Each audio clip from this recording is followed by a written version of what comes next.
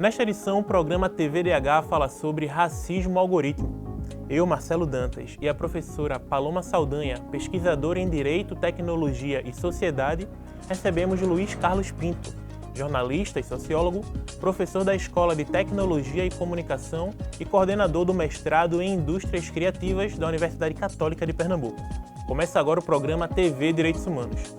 O TVDH é uma iniciativa da Cátedra Unesco-Unicap de Direitos Humanos Dom Helder Câmara, produzido por estudantes de jornalismo do projeto de extensão EducomDH, Educomunicação e Direitos Humanos na Mídia, uma parceria com a Cátedra Luiz Beltrão de Comunicação, o Centro Dom Helder Câmara de Estudos e Ação Social, o Movimento dos Trabalhadores e Trabalhadoras Rurais Sem Terra, o MST, o Centro das Mulheres do Cabo e o Centro de Cultura Luiz Freire.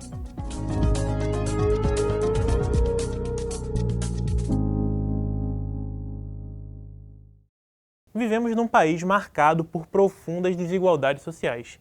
Ao olharmos para a construção do Brasil enquanto Brasil, vemos o massacre promovido pela invasão europeia que devastou povos originários, violentou a natureza e adotou a desumanização e a escravização de pessoas como prática econômica. A colonialidade marca o imaginário coletivo e as relações sociais. Não dá para falar de Brasil sem falar de racismo. Aqui no TVDH, já dedicamos alguns programas para debatermos sobre racismo ambiental, sobre racismo religioso, por exemplo, e hoje vamos aprofundar o nosso olhar para a relação entre o racismo e o mundo das tecnologias digitais que cada vez mais permeiam o cotidiano da sociedade. Paloma Saldanha, Luiz Carlos Pinto, muito obrigado por terem topado estar aqui com a gente falando sobre direitos humanos. Sejam muito bem-vindos ao TVDH. E eu sempre faço uma breve apresentação de vocês, mas sempre fica alguma coisa de fora, né? Então, antes da primeira pergunta, eu queria que vocês também se apresentassem, né, para quem está nos acompanhando de casa. Paloma. Ah, é? Então tá bom. Então, eu sou professora aqui da Universidade Católica de Pernambuco, programa de pós-graduação em Direito e Inovação, também professora colaboradora do Programa de Indústrias Criativas, sou consultora na área de proteção de dados, inteligência artificial, e muitas coisas, e também coordeno um programa voluntário de educação digital. Hoje estou como presidente da Comissão de Direito e Tecnologia da Informação da UAB Pernambuco e estou aqui disponível para conversar um pouquinho mais sobre a temática. Maravilha. Professor? Eu sou Luiz Carlos, né? Muita gente me chama de Lula Pinto, sou jornalista. Em algum momento fui fazer sociologia e aí fiz doutorado em sociologia e tenho interesses de pesquisa que estão relacionados à tecnologia, né? Abordagens afrodiaspóricas sobre tecnologia e educação.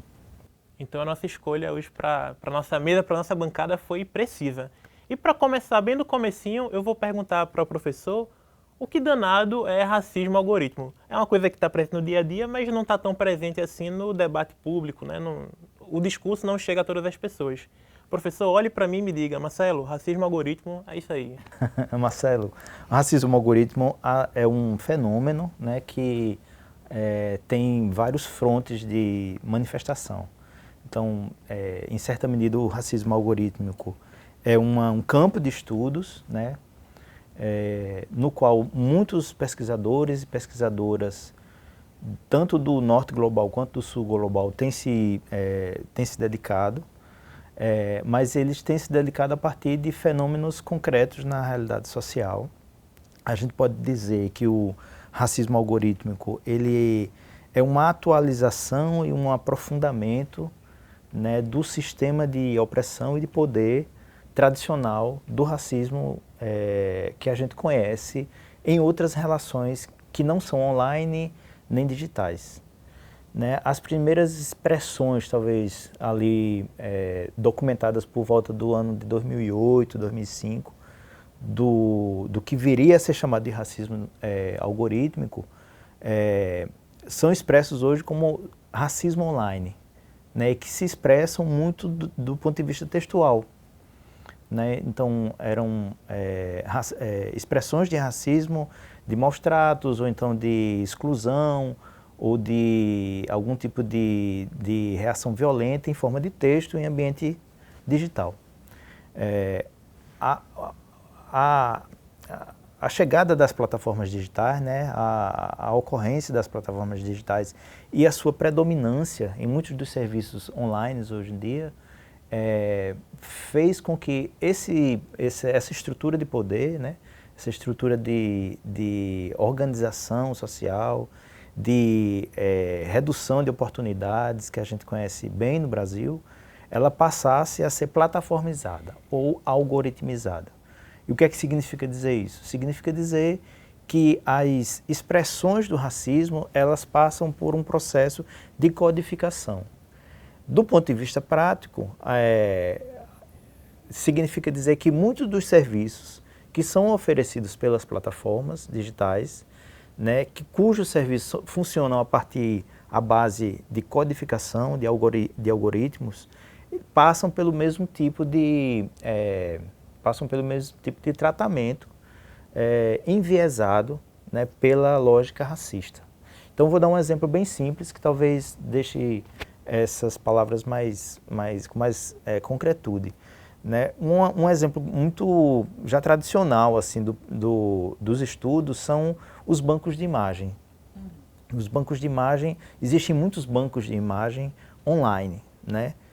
Muitos deles são gratuitos ou muitos deles têm uma parte que são gratuitas. E essas imagens, elas são colocadas lá de diversas maneiras, né? Mas existe um tratamento sobre essas imagens que é feita pelos organizadores, por quem gerencia esses bancos de imagens, e essas imagens elas são tagueadas, ou seja, elas são relacionadas a algum tipo de palavra ou algum conjunto de palavras. E isso faz com que, se você for num banco de imagens, no geral, ainda hoje em dia, você faz a busca por família feliz, né? Homem bem-sucedido, ambiente de trabalho, são endereçamentos que vão dar como resposta imagens de pessoas brancas. No entanto, se você fizer a mesma busca procurando por monkeypox, por exemplo, essa doença que está se espalhando, né, a partir de países de África, ou se você procura desemprego, doença, criminalidade, o sistema vai responder com imagens de pessoas negras.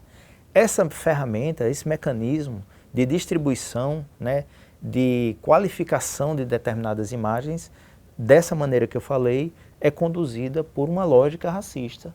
E a gente chama isso de racismo algorítmico, porque aquela estrutura lá, ela funciona a partir de algoritmos, ou seja, de determinadas linhas de ordem, né, que é dada à máquina, para dar respostas a um pedido de um humano. Paloma, a gente tendo a compreensão que no Brasil o racismo ele é tratado, ele é tipificado como um crime, e aí se eu estiver usando a expressão errada, por favor me corrija. Quando a gente vai olhar para esses casos, né, ou para essa estrutura, para essa lógica do racismo algoritmo, como é que o campo do direito vem dialogando com essa perspectiva que até então, do ponto de vista histórico, é uma novidade, né, mas, como o professor falou, é uma, digamos assim, uma atualização, né, da reprodução das formas do racismo. Isso, essa fala de Lula foi muito boa no sentido de trazer essa atualização do racismo estrutural como sendo um conceito do racismo algorítmico. E isso também é uma fala de um pesquisador que tem trabalhado muito nisso hoje em dia não, né, já faz um bom tempo, que é o chamado Tarcísio Silva. Lá, Marcelo, no site do Tarcísio Silva, você vai encontrar uma timeline de todos os fatos, ou a maioria dos fatos que ocorreram sobre racismo algorítmico. E ele trabalha isso de uma forma tão cuidadosa e primorosa que eu achei interessante trazer isso para vocês, porque o que é que acontece? Dentro do direito, a gente tem também uma perspectiva colonizadora, né? Então, o direito brasileiro, ele veio basicamente de Portugal. Então, a gente foi colonizado por Portugal e a gente tem uma estrutura do nosso poder judiciário, uma estrutura legislativa completa, baseada nos costumes e direitos de Portugal. Então, como é que a gente pode olhar isso hoje em dia? A gente tem outra pesquisadora também aqui brasileira que se chama Bianca Kremer. E a tese de doutoramento dela foi bem interessante quando ela tratou essa perspectiva do racismo algorítmico do ponto de vista do recentramento. Se a gente fala de uma colonização, a gente precisa falar em decolonizar.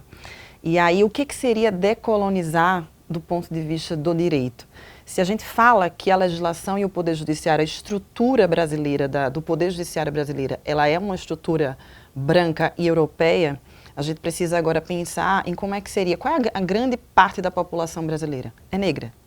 né? Então, o que é que a gente precisa trabalhar dentro da legislação brasileira? Qual é o ponto de vista que a gente precisa utilizar? A mesma coisa a gente precisa pensar quando a gente vai falar em desenvolver algoritmo. Porque se a gente está falando de, como é que eu posso dizer, de algoritmos que são utilizados em diversas plataformas por diversas empresas que têm atuação aqui no Brasil e fora, e que sim, violam direitos que são constitucionalmente tutelados, a gente precisa recentrar isso. Então é o quê? É olhar para o algoritmo e dizer, você vai ser construído como? Né? Como Lula bem colocou aqui, a gente está falando de um reflexo do ser humano. Se as pessoas que você contrata para a sua empresa são pessoas basicamente brancas, héteros, e que têm um costume específico e você vai utilizar ela para treinar esse tipo de algoritmo, você vai ter sim um algoritmo enviesado. E aí a legislação olha para isso em que ponto? Hoje a gente utiliza, a gente não tem uma legislação para, por exemplo, inteligência artificial, a gente está num trâmite para isso, mas a gente já tem algumas práticas que precisam ser trabalhadas do ponto de vista da proteção de dados, que tem um princípio da coleta não discriminatória, que isso precisa ser analisado e observado pelas empresas e pelo governo, obviamente, mas a gente também tem a parte de relatórios de impacto. Então, quando a gente vai falar, por exemplo, de uma empresa que vai utilizar um algoritmo para sei lá, coletar dados e fazer com que o sistema funcione de uma forma personalizada. Como é que está sendo essa coleta? Qual é o impacto desse algoritmo? Existe algum viés ali dentro sendo trabalhado ou não? Então, o direito ele entra na perspectiva de direito digital hoje em dia, apesar de eu discordar desse termo comercial que estão utilizando, mas é nesse sentido. E no próximo bloco eu já vou lhe perguntar por que tem essa discordância. No próximo bloco a gente volta com a matéria de Bianca Santos, retratando alguns casos nacionais do racismo algoritmo. A gente volta já.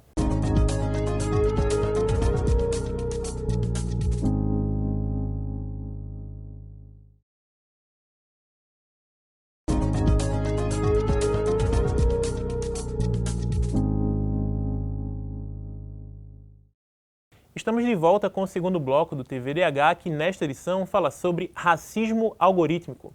Agora a gente acompanha a repórter Bianca Santos na sua matéria. À medida que as cidades adotam tecnologias como reconhecimento facial, surgem debates importantes sobre as implicações éticas e sociais no uso dessas imagens. Embora prometa segurança e eficiência, esses sistemas frequentemente erram na identificação de pessoas negras e diferentes etnias, resultando em injustiças e desigualdades. André Fernandes, fundador e diretor do Instituto de Pesquisa em Direito e Tecnologia do Recife, destaca os desafios que enfrentam e a importância do projeto Sem Câmera na Minha Cara.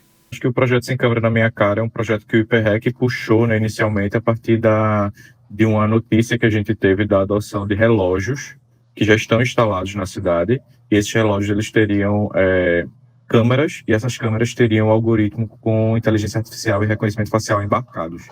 E a partir disso e desses riscos que a gente mapeou, né, e das análises técnicas que a gente tem sobre como essas tecnologias são falhas, a gente entrou com um processo de campanha junto com várias outras organizações da sociedade civil aqui de Recife, Pernambuco, para poder pressionar no sentido de não adotar essa tecnologia com os fins de segurança pública. Tem uma vulnerabilização da população negra, no caso do reconhecimento facial, que é majoritariamente afetada por isso, né, por uma série de questões técnicas que a gente pode abordar depois, mas a gente também tem uma ofensa a uma série de outros direitos, como direito de privacidade, direito de personalidade, captura de dados da imagem da pessoa sem autorização e consentimento. De acordo com o Monitor de Novas Tecnologias de Segurança Pública do Brasil, o Panóptico, cerca de 47,6 milhões de brasileiros estão sob vigilância de câmeras de reconhecimento facial na segurança pública. No gráfico, o Nordeste possui 37 projetos ativos e mais de 18 milhões de pessoas potencialmente vigiadas. Já em Pernambuco, está entre os estados com o maior número de projetos de monitoramento. Dentre os casos de racismo algorítmico, Paulo Victor, jornalista, professor de Ciências da Comunicação e pesquisador especializado em tecnicovigilância, relações raciais e políticas de comunicação, comenta sobre o caso ocorrido no estádio de futebol em Sergipe. Foi um caso me chocou bastante, assim, por todo o simbolismo que foi. O João Alberto estava na torcida do seu time, quando no intervalo do jogo, repito, final do Campeonato Sergipano, né, de futebol, ou seja, o principal momento do futebol naquele estado, né? Então, no intervalo da partida, este rapaz estava na torcida do seu time, ele foi abordado por policiais, salvo engano, por 4 policiais, que pediram que ele os acompanhasse. porque ele havia sido identificado como suspeito de um crime. O Alberto, ele não se opôs, né? Que nós sabemos também o que pode acontecer se ele fizer qualquer oposição e rejeitar este convite, né? E o conduziram por toda a extensão do campo de futebol. Então, quase que como eu vi aquela cena e eu fiquei lembrando muito do que as batalhas na Roma antiga, né? Quando você vencia um oponente, você desfilava com o seu oponente derrotado ou mesmo morto, né? Pela arena ali, né? E a arena cheia, etc. Então, conduzir este rapaz pela extensão do campo e depois viu-se que, na verdade, o rapaz não era quem a polícia procurava e quem a tecnologia de reconhecimento facial havia identificado. Na reportagem a gente conseguiu acompanhar alguns casos nacionais, e aí eu vou fazer uma pergunta, eu sei que não é seu campo de especialidade, mas fique à vontade para também não responder com tanta profundidade, porque é uma dúvida mesmo assim, né? Quando uma pessoa ela é presa, ou ela é acusada, ou ela é detida por ter uma imagem sua supostamente identificada como uma outra pessoa, como é que fica isso em relação a... Antigamente todo mundo era inocente até que se provasse o contrário. Isso continua sendo? Como é que é? Não, antigamente não, nem diga isso, antigamente. Até hoje, né, a gente se presume inocente até que se prove o contrário. Então, quando acontecem esses casos, estão sendo violações de direitos? Existem violações absurdas do direito quando a gente fala de prisões via reconhecimento facial. Né? E aí eu vou te dar um exemplo, assim, 2 exemplos de favor e contra. Alguns anos atrás, a gente teve um rapaz que fugiu, né, da prisão, e ele conseguiu ser encontrado no Carnaval de Salvador por meio do reconhecimento facial que estava acontecendo ali naquele momento festivo. Mas a gente também teve um outro momento, por exemplo, de uma pessoa que foi presa num estádio de futebol recentemente por ter sido indicada pelo reconhecimento facial como sendo uma pessoa acusada de um crime, como na verdade não era essa pessoa. E aí é onde entra a questão da violação, né? Todo mundo é inocente até que se diga o contrário. Como é que eu vou dar voz e vez a um algoritmo que não está numa maturidade suficiente para ser utilizado dentro dessa sociedade, que inclusive gera para a gente uma violação a esse princípio que é um princípio constitucional, não só penal, mas também constitucional.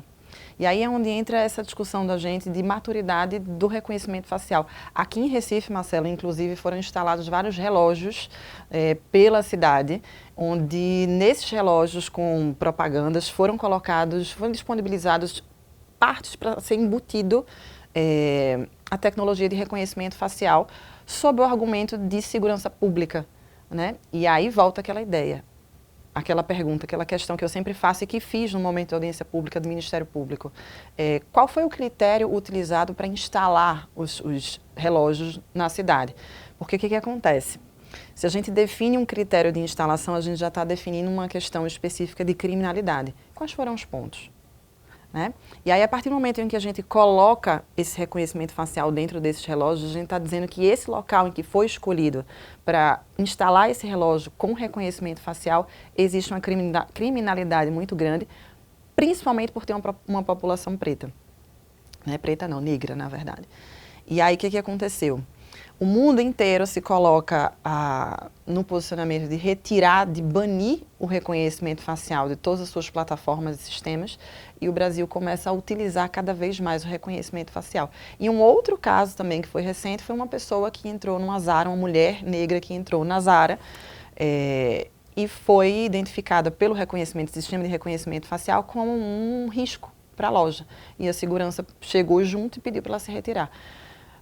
Por um acaso do destino, era uma juíza e deu um problema bem grande na situação, e aí eu não vou entrar em detalhes nesse caso específico, mas é um exemplo de como a coisa funciona de forma errada.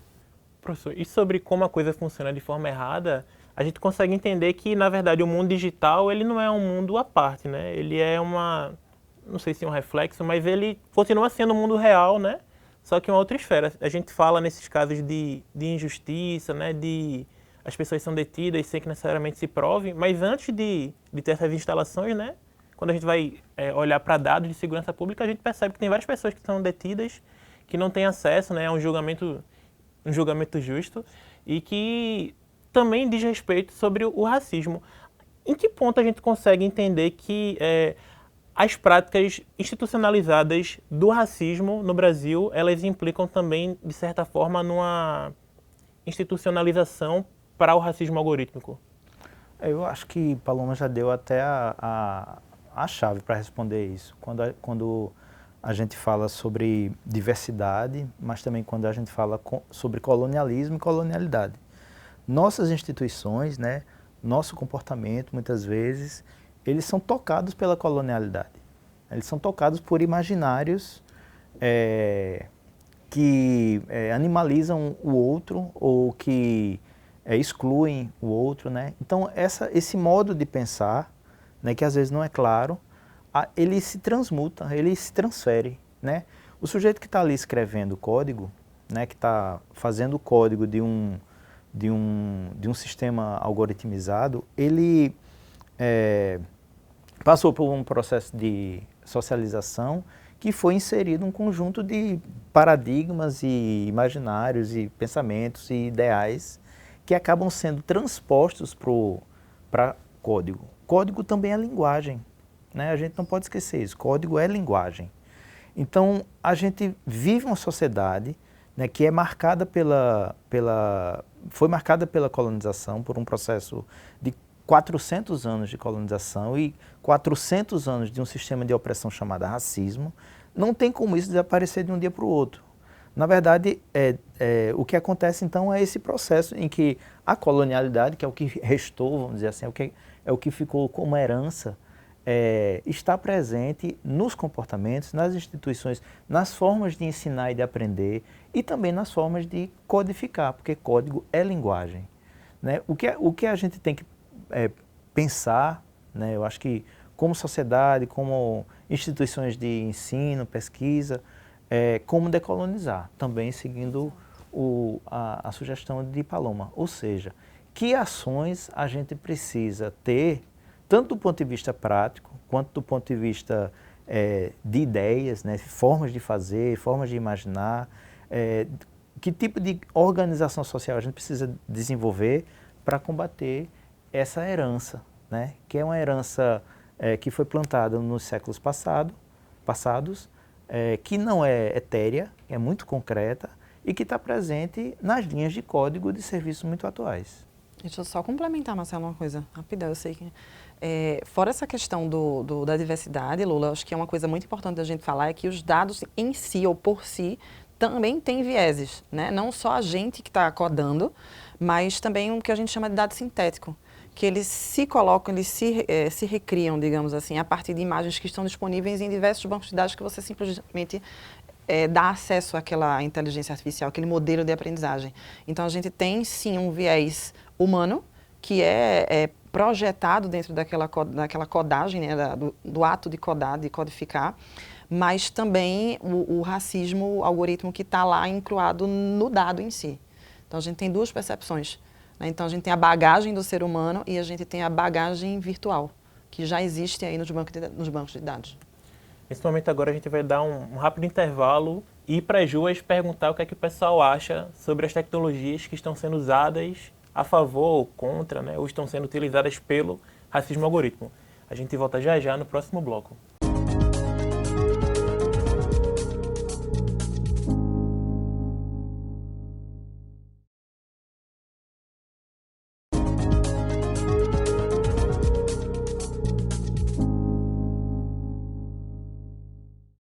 Estamos de volta com o terceiro bloco do TVDH, que nesta edição fala sobre racismo algorítmico. Agora vamos ouvir o que dizem as ruas. É hora do quadro Fala Povo com Luiz Ernesto.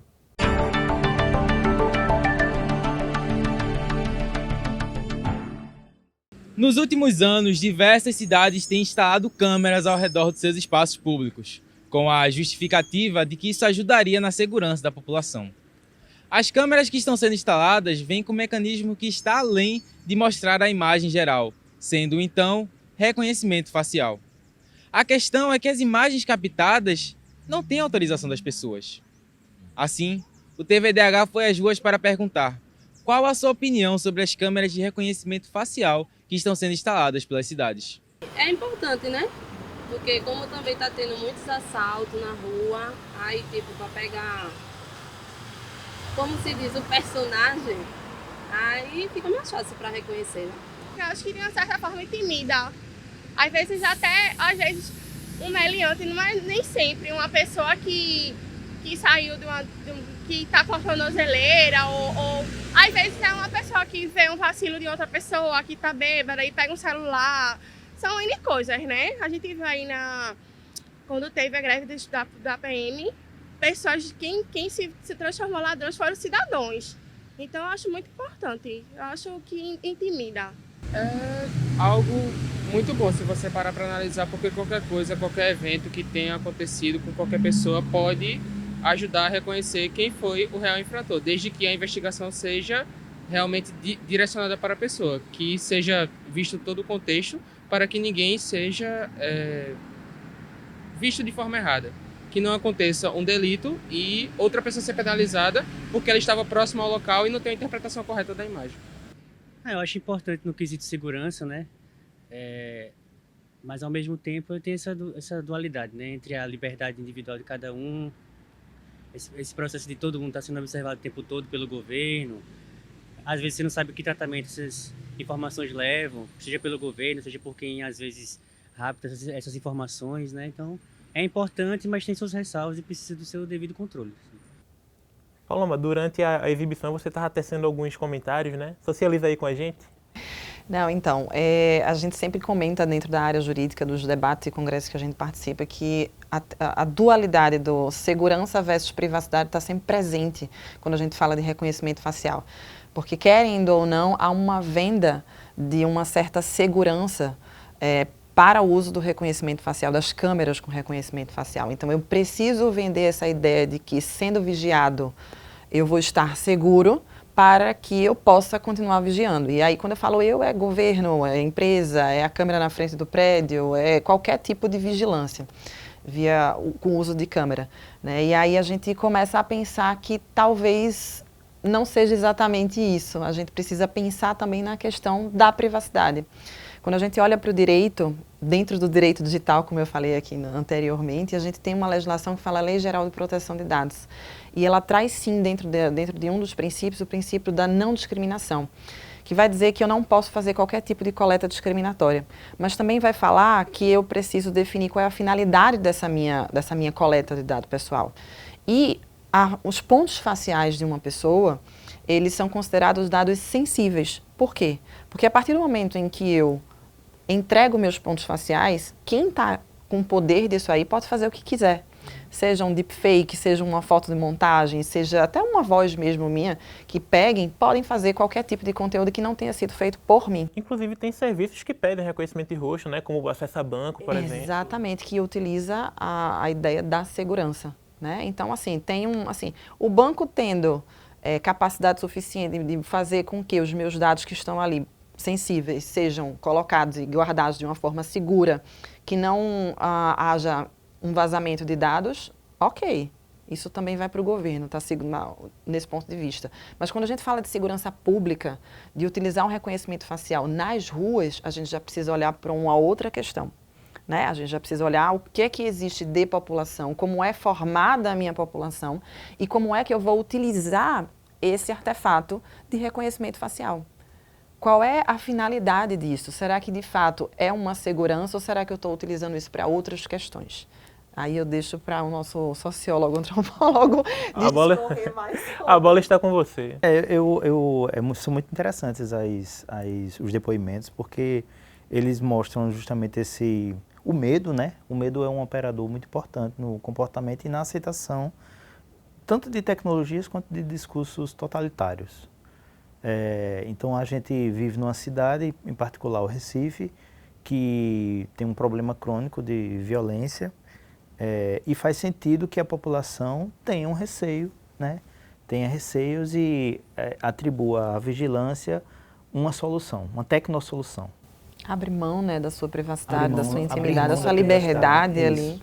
Isso é um aspecto que eu acho que é muito importante e que é histórico, né? Um outro aspecto que eu acho que dá para tirar desses depoimentos é ainda a falta de uma leitura mais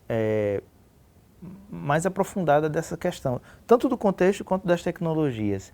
E isso bate naquilo que eu venho falando, que é a educação e literacia midiática. A gente entrou já num conjunto de fenômenos, né, numa época em que o conhecimento de como funcionam as máquinas, né, de como é que funcionam determinados serviços, para onde é que essas informações vão, são fundamentais, são necessárias do ponto de vista político, né, de expressão, né, de defesa. Eu acho que uma outra questão que eu acho muito interessante de observar também é que... perdi o raciocínio. Vou aproveitar que você perdeu o raciocínio, porque em dado momento, assim, me parece que isso tem muita relação também com o processo de desinformação, né? Se a gente vai, por exemplo, acessar uma determinada rede social que o algoritmo ele não dá exemplos, ou não dá sugestões de conteúdos produzidos por pessoas pretas ou relacionados àquela temática. Ou então, quando ele identifica que você está acompanhando, mas sugere, já que você está vendo isso, vê esses vídeos de macacos, como já aconteceu em diversas redes sociais. Isso, em certa forma, eu falo desinformação também porque dentro desse campo tem o discurso de ódio, né? Isso não inflama?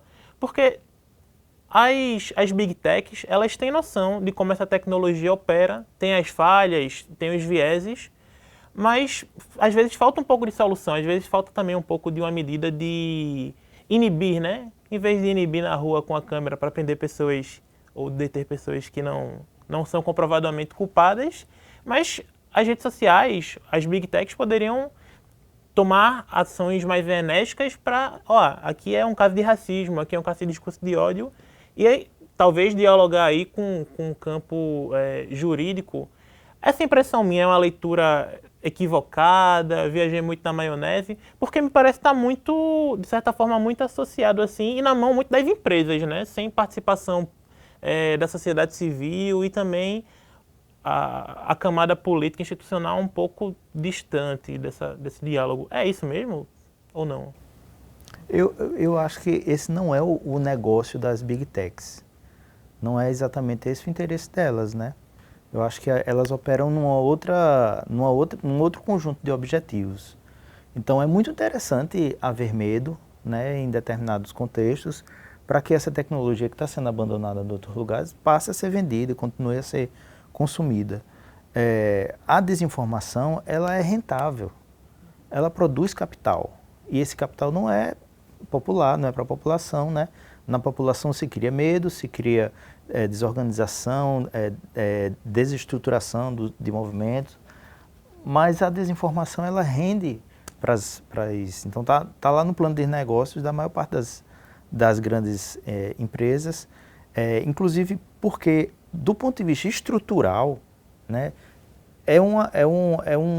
a desinformação e esse conjunto de fenômenos que a gente vê está muito relacionado à estrutura. A estrutura dessas empresas e desses serviços é feito para gerar esse tipo de comportamento. Eu acabei me empolgando um pouco com a pergunta, então vou deixar um pouquinho de perguntar e deixar para quem nos acompanha fazer uma pergunta para vocês no próximo bloco. Fica aí que já a gente está de volta com a pergunta trazida por Luiz de Castro.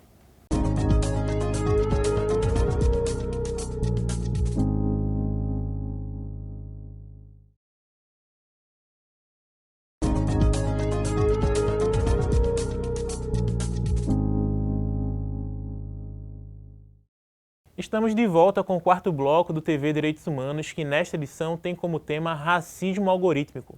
Agora, Luiz Carlos Pinto e Paloma Saldanha respondem uma pergunta enviada por quem acompanha o nosso programa. É o momento do quadro Educar para os Direitos Humanos, com Luiz de Castro.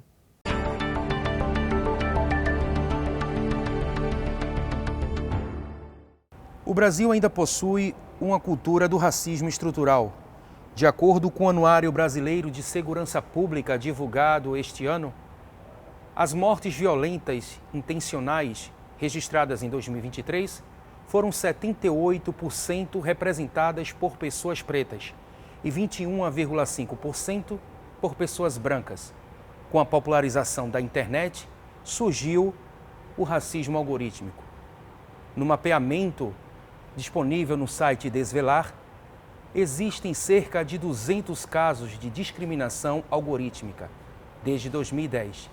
A partir dessa percepção, a estudante concluinte do ensino médio, Emily Santos, faz uma pergunta. Bom, me parece que o racismo algorítmico ele está relacionado com o racismo estrutural, só que ocupando outros espaços.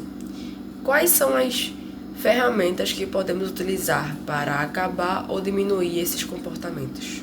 Professor, eu vou deixar você começar dessa vez. Olha, a questão de Emily é muito interessante, né? Mas a gente tem que atentar para o fato de que essa estrutura do racismo algorítmico, ela não vai ser necessariamente completamente debelada. A gente vai conviver com essas coisas durante muito tempo, durante toda a vida, provavelmente da vida digital. O que é preciso e que é possível fazer é criar estratégias, né, de desenvolvimento de tecnologias que combatam essas coisas ou contribuam com outras visões, né? Para isso, a gente tem que apostar na diversidade, na formação de pessoas capacitadas para codificar, né, a partir de experiências outras, que não somente as experiências brancas e o imaginário branco. A gente precisa criar tecnopolíticas, né, que combatam não somente o racismo algorítmico, mas outros problemas advindos desse ecossistema que a gente está criando.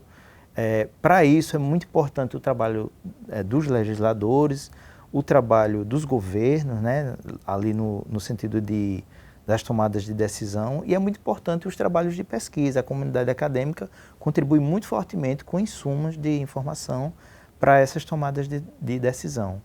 E eu penso que, de uma forma geral, a gente precisa fazer um trabalho de base na formação de movimentos sociais, de organizações urbanas, de sindicatos, de um conjunto amplo, né, de protagonistas que possam se colocar diante desse quadro. Paloma, como é que você responde para Emily? Como é que eu vou responder depois da resposta que ele deu, né? Super completa, mas eu acho que é isso mesmo que Lula colocou. A gente precisa trabalhar com a educação digital, e aí quando eu falo de educação digital, eu falo desde a base, mas aí eu vou para a base, não a base que Lula colocou, mas também, né, a gente trabalhar com isso dentro das escolas, né, a educação básica brasileira, a gente ter essa educação digital. E dentro das empresas, a gente ter não só a questão da diversidade humana, mas uma diversidade de banco de dados, de conhecimento, e a gente ter sim uma rotatividade do ponto de vista de fiscalização, de monitoramento, de auditabilidade dos sistemas, para que a gente tenha, sim, autoridades que trabalham com essa parte de fiscalização, podendo saber de fato o que é que está sendo feito ali dentro, né? Como aquele algoritmo está funcionando, para poder incidir as legislações que existem no Brasil e que vão existir também. Porque o que acontece? O direito ele não é anterior, né? Ele é posterior. Então, eu, enquanto advogada, por exemplo, no meu posto de advogada, eu não vou lutar antes. Eu espero que uma coisa aconteça para eu poder remediar aquilo dali. O que acontece antes do ponto de vista legislativo é quando a gente fala de uma política pública regulatória, que é a Política Nacional da Educação Digital, por exemplo, que a gente teve em janeiro de 2023, que traz exatamente essa estrutura que Lula colocou aqui. Inclusão digital, educação digital escolar, a pesquisa voltada para essa parte de tecnologia, mas também a reinserção, capacitação das pessoas que têm idade produtiva para o mercado. Então, eu acredito que essa moldura dentro da sociedade precisa ser estabelecida para que a gente tenha, assim, uma mitigação de casos de racismo algoritmo. Mas acabar mesmo, eu não acredito que não acaba, porque isso é estrutural. Isso vai acompanhar a gente ainda por muito tempo. Como eu costumo dizer aos meus alunos, Marcelo, quando a gente fala de segurança digital, de uma invasão, de um vazamento de dados, de um incidente cibernético, a gente não fala se vai acontecer. A gente tem que pensar em quando vai acontecer. E aí trabalhar do ponto de vista de prevenir, né? De mitigar aquilo dali o máximo possível. E do ponto de vista jurídico é exatamente isso, é fazendo auditabilidade desses sistemas para que a gente entenda como funciona e melhorar o que está precisando ser melhorado. A Emily recebeu algumas respostas bem completas, né? Eu disse que eu não ia fazer nenhuma pergunta agora, mas também eu sou muito empolgado, eu não consigo. A gente fala muito sobre educação, né? E aí a gente consegue perceber muito essa rede, essa teia que vai se formando em direitos humanos, né? Não tem como falar sobre um direito sem falar do outro. A gente está num momento político, né, histórico e social, que é a revisão do Plano Nacional de Educação, né? Que é um plano decenal e tem agora no momento de revisar para poder projetar os próximos 10 anos. É um tema que está em discussão, se não no plano, se não pelas pessoas que legislam, mas é um tema que está contemplado nos espaços públicos de debate, nas organizações da sociedade civil, nas próprias universidades, dentro das salas de aulas. Vocês conseguem ter esse termômetro? Eu não consigo, não vejo, não tenho, fazer como a atriz, não sou capaz de opinar. Eu acredito que o Plano Nacional de Educação em si seja uma temática muito mais voltada para a pedagogia, né? Então, para quem trabalha de fato com essa área de educação.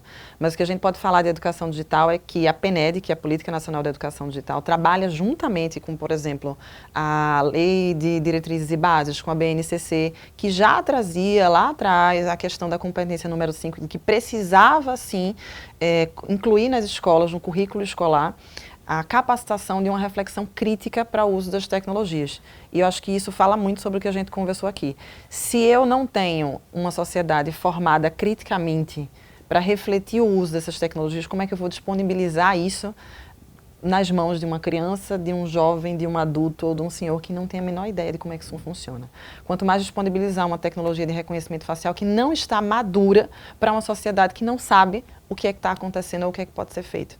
Então, sim, é um problema da educação, do meu ponto de vista, mas educação é uma palavra muito utópica para muitas pessoas.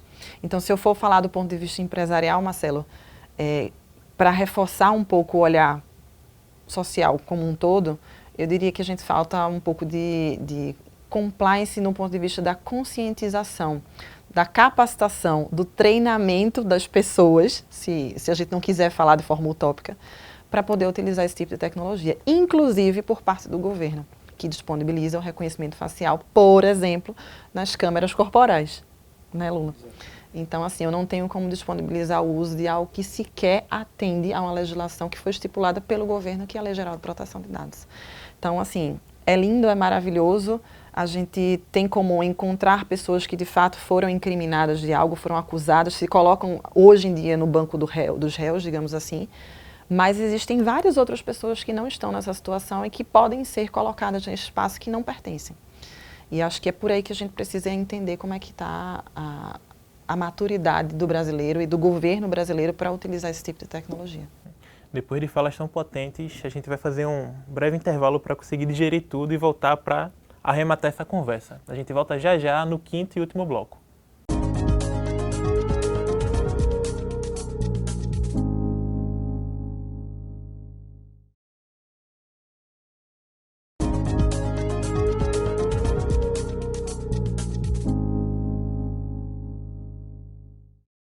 Chegamos ao quinto e último bloco do programa TVDH, que nesta edição fala sobre racismo algorítmico. Para isso, contamos com a presença da professora Paloma Saldanha, pesquisadora em Direito, Tecnologia e Sociedade, e de Luiz Carlos Pinto, jornalista e sociólogo, professor da Escola de Tecnologia e Comunicação e coordenador do mestrado em Indústrias Criativas da Universidade Católica de Pernambuco. Gente, antes de tudo, queria mais uma vez agradecer aqui a presença qualificada, assim, entusiasmada de vocês. Quando terminar esse programa, eu já vou correndo me dedicar mais no assunto, porque entrei com uma base não tão grande, não vou mentir para vocês, mas estou encerrando aqui com a vontade de me especializar bastante sobre o tema. E aí eu imagino também que quem está nos acompanhando deve estar com um sentimento parecido com o meu. E aí eu vou aproveitar também, né, para pedir para vocês sugestões, dicas, instruções, pode ser podcast, livro, artigo, redes sociais, enfim, a palavra está com vocês para a gente continuar estudando e aprendendo mais sobre o tema. Vamos com a professora Paloma. Eu que agradeço, então, muito bom participar desses debates que são tão necessários, né? E como sugestão, Marcelo, eu vou deixar aqui o livro Racismo Algorítmico, de Tarcísio Silva, né? Então, que foi o que eu citei no começo, mas eu também vou deixar algumas séries aqui, porque eu sei que a demanda é boa para a série, que é O Dilema das Redes, Privacidade Hackeada, Coded Bias, Sujeito a Termos e Condições, e todas as outras séries que existem aí em vários streams que falam sobre tecnologia, sobre perfilização, profiling, por aí vai. Ela acabou com todas as minhas sugestões. Aí, nesse sentido, eu ia sugerir uma outra coisa também, que é o game Contos de Fá. O game Contos de Fá é um exemplo muito interessante de muitas coisas que a gente discutiu aqui. Porque é um game desenvolvido à base, né, por um conjunto muito diverso de pessoas, né, é baseado na mitologia dos orixás e discute algumas das questões que são muito importantes na nossa sociedade, como, por exemplo, a poluição, desequilíbrio ambiental, o racismo, etc.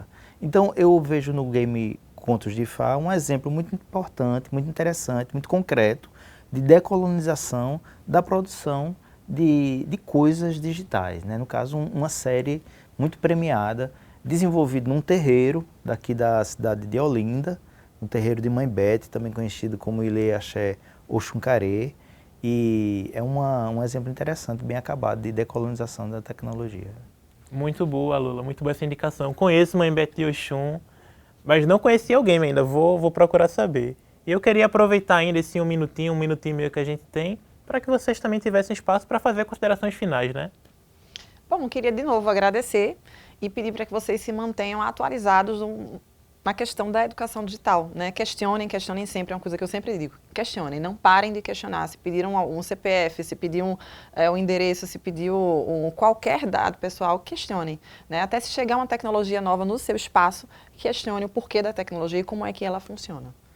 Acho que isso é o essencial. Eu também queria agradecer, é sempre um prazer conversar sobre esses assuntos tão importantes publicamente, né? Justamente porque o TVDH é um desses programas que certamente tem efeito, né, em quem ouve, em quem acompanha. Também concordo com a ideia de manter o senso crítico sobre tecnologias, né, principalmente quando elas são vendidas como uma solução para problemas muito difíceis de se solucionar, né? Então, eu acho que é manter o espírito crítico e a atenção com relação às campanhas associadas a essas tecnologias novas aí. Gente, mais uma vez, muito obrigado. Eu não sou ninguém para indicar, né? Mas, ao mesmo tempo, eu sou alguém. Então, eu indico que vocês pesquisem lá no currículo Lattes de cada um e vá atrás do que eles têm produzido em termos de artigo, em termos de livro, em termos de participação em eventos, que com certeza vai enriquecer muito o tema da gente. O TVDH é uma iniciativa da Cátedra Unesco-Unicap de Direitos Humanos do Helder Câmara, produzido por estudantes de jornalismo do projeto de extensão EduComDH, Educomunicação e Direitos Humanos na Mídia, uma parceria com a Cátedra Luiz Beltrão de Comunicação, o Centro do Helder Câmara de Estudos e Ação Social, o Movimento dos Trabalhadores e Trabalhadoras Rurais Sem Terra, o MST, o Centro das Mulheres do Cabo e o Centro de Cultura Luiz Freire.